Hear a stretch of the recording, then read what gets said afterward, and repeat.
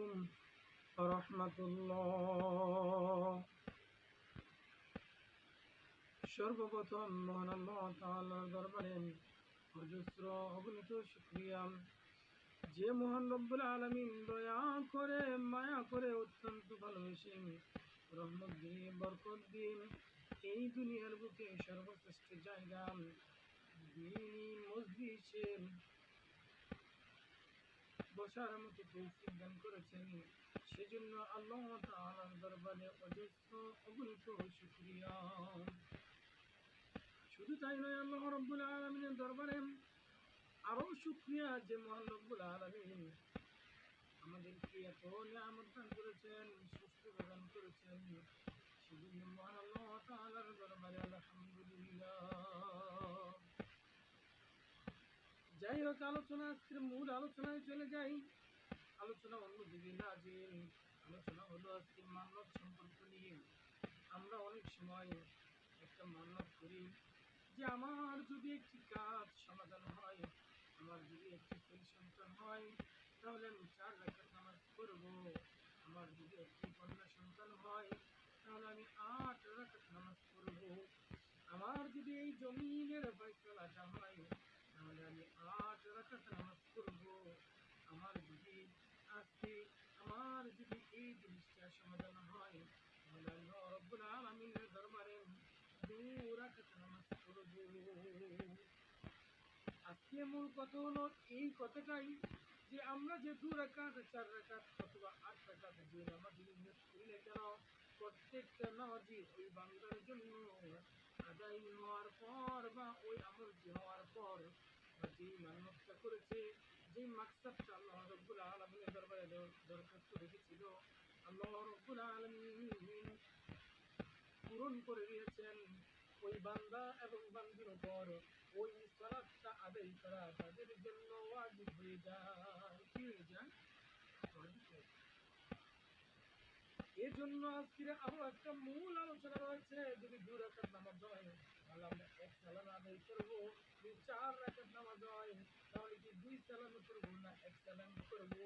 যদি 8 রাকাত নামাজ হয়, তাহলে কি আমরা 1 সালাম করবো না 2 সালাম করবো না 4 সালাম করবো? এই বিষয় নিয়ে আজকের আলোচনা। এই বিষয় নিয়ে আজকে গুরুত্বপূর্ণ আলোচনা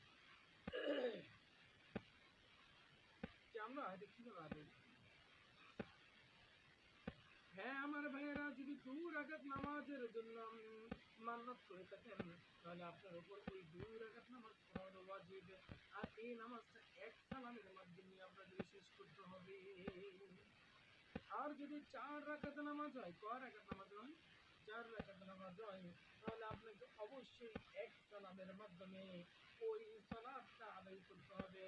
যদি 2 সালাতে কিয়ামত পর্যন্ত আদায় করেন, তাহলে আপনি ওই মান্যতের যে সালাত আপনি নিয়োগ করেছিলেন তা আদায় হবে না।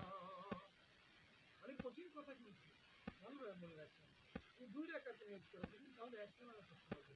যদি 4 রাকাত নিয়োগ করে থাকেন, তাহলে অবশ্যই আপনি 1 সালামে 4 রাকাত নামাজ আদায় করতে হবে।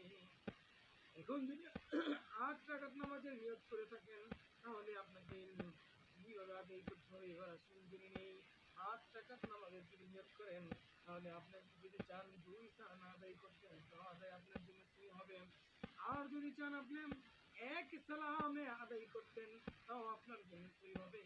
আর যদি আপনি চান না, আমি 4 সালামে 2 রাকাত করে 2 রাকাত 2 রাকাত 2 রাকাত 2 রাকাত কিভাবে আমি আদায় করবো, 4 সালামে আদায় করবো, তাও আপনার জন্য ওই কাজা নামাজের জন্য যে সালাতটি আপনার ওয়াজিব হয়েছিল সেটা আদায় হয়ে যাবে। কাজা নামাজের অনেকগুলো বিধিবিধান রয়েছে। এই বিধিবিধান যদি আমি আজকে একটি আলোচনায় তুলে ধরি, তাহলে আপনারা দেখতে পাবেন না। এই জন্য থাম্বনেল দেখে বুঝতে পেরেছেন যে আজকে 2 রাকাত নামাজ পড়লে 2 রাকাতেরই আদায় হবে।